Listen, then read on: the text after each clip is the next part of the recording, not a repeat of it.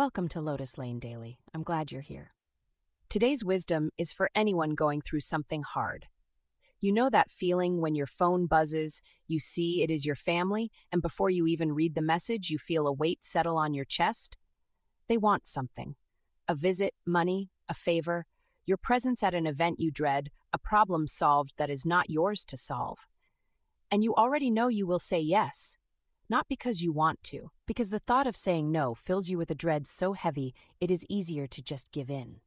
Again. That weight has a name. It is the guilt of family obligation, and it is one of the quietest, most relentless forms of suffering there is. It does not look dramatic from the outside. No one is shouting. There is no visible wound. There is just you, doing things you do not want to do, for people who may not even notice the cost, while a small voice inside asks when, exactly, your own life is supposed to begin. Where this guilt comes from. You were not born feeling this. It was built into you, slowly, over many years, usually by people who were not being cruel. Most families teach obligation as if it were the same thing as love. Be a good son. Be a good daughter. Family first. We sacrificed for you. After everything we did. These phrases land on a childlike law, and the child learns the rule deep down below thought. My worth depends on how much I give, and saying no means I am bad. By the time you are an adult, the rule runs on its own. You do not even need anyone to enforce it anymore. You enforce it on yourself. You feel guilty before anyone has accused you. You overgive automatically, then resent it quietly, then feel guilty about the resentment too. It is an exhausting machine, and you have been feeding it for so long, you mistake it for your personality. Obligation is not the same as love. This is the distinction that can change everything, so sit with it. Love is something you offer freely because you want the other person to be well.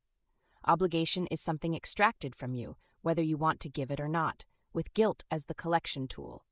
They can look identical from the outside. The same visit, the same money, the same favor. But inside, they feel completely different. Love leaves you tired but warm.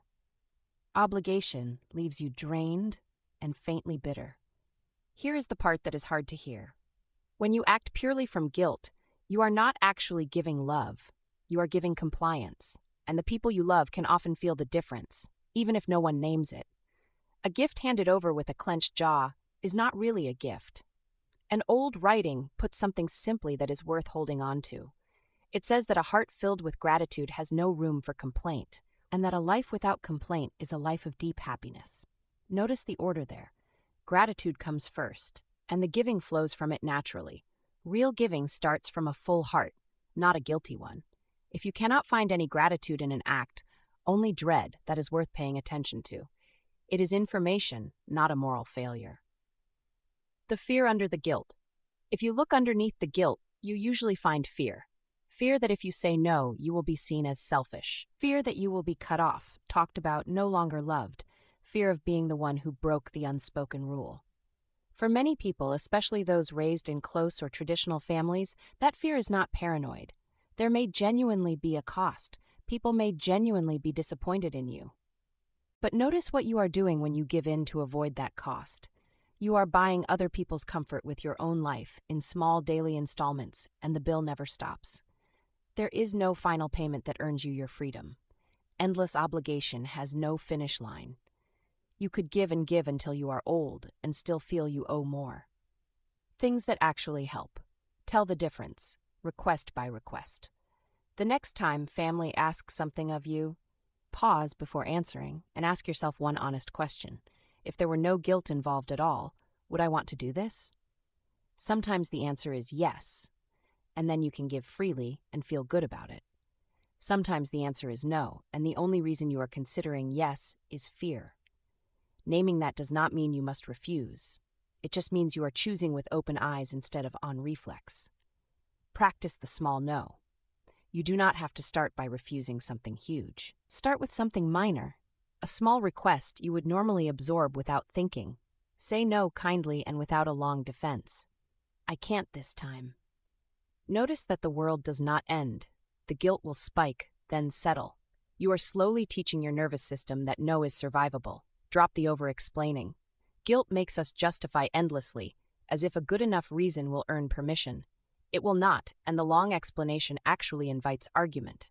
A short, warm, firm answer is kinder to everyone. I've thought about it and I'm not able to. I hope it goes well. Then stop talking. Give on purpose, not on autopilot. Choose, deliberately, some things you genuinely want to do for your family and do those fully and gladly. This is the quiet secret. When you stop giving out of fear, you free up real generosity for the things that actually matter to you. You become a more loving family member, not a worse one, because what you give is finally real. Expect the guilt to lie to you. When you start setting limits, the guilt will get loud. It will tell you that you've become cold, that you are abandoning people, that you should be ashamed.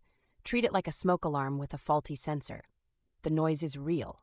The fire usually is not. Let it ring and do not let it drive. You are allowed a life of your own.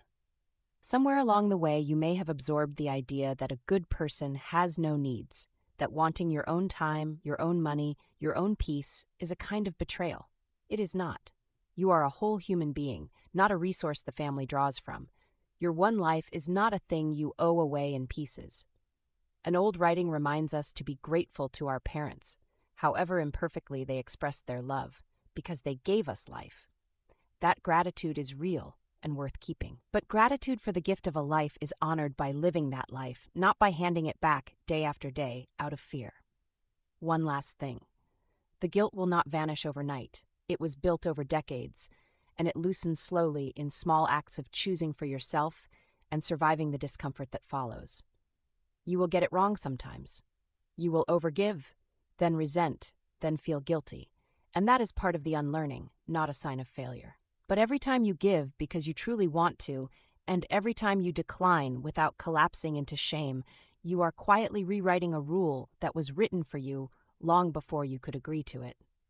You can love your family deeply and still belong to yourself. Those two things were never enemies. The guilt only told you they were. That's the wisdom for today. If something here landed for you, share it with one person who might need to hear it too. Take it slow. I'll see you tomorrow on Lotus Lane Daily.